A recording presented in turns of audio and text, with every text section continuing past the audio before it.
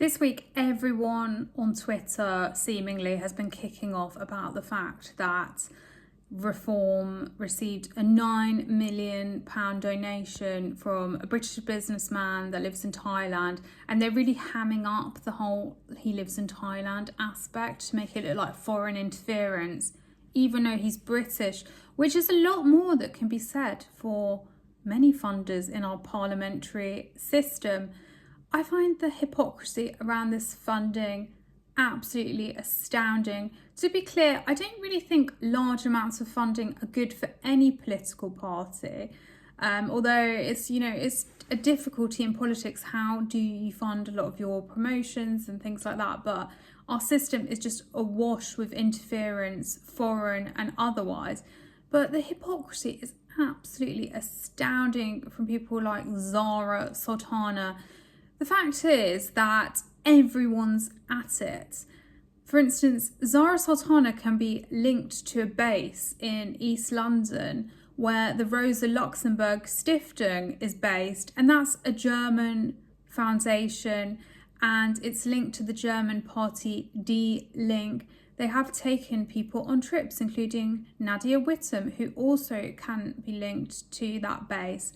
Don't even get me started on George Soros. Look at all the APPGs he's funding indirectly or directly through something. Well, there's the Athena Foundation, which gets funding from the Open Society Foundation. So what these complainers will never acknowledge is that in addition to a party being directly funded, you get lots of funds that go through APPGs into groups that are promoting the party's causes. So basically, a party doesn't even need to directly get funding if it's got activist groups doing its bidding for them, pressuring MPs to, say, invoke a wealth tax. That's one of the big lobby issues at the moment. And if you look into the funding behind this, it also comes back to Soros. There's an organisation called the New Economy Organisers Network that has had funding from him from Quakers. US funders are really common in our system. There's one called Unbound Philanthropy that funds Hope Not Hate Charitable Trust. Hope Not Hate Charitable Trust has had funding from British taxpayers, so our taxpayer money is being mingled with a US funder. Unbound Philanthropy also funds City of Sanctuary UK. This is behind serious efforts to turn the UK into sanctuary cities, similar to the Democrats. What's Unbound Philanthropy doing there, funding them? Well, it's all, it's funding organisations that are all singing to the same hymn sheet. Hope Not Hate is trying to stigmatise people that have concerns about migration to make it easier to enact open borders in Britain and turn it into a Marxist utopia as they see it, but it's really not.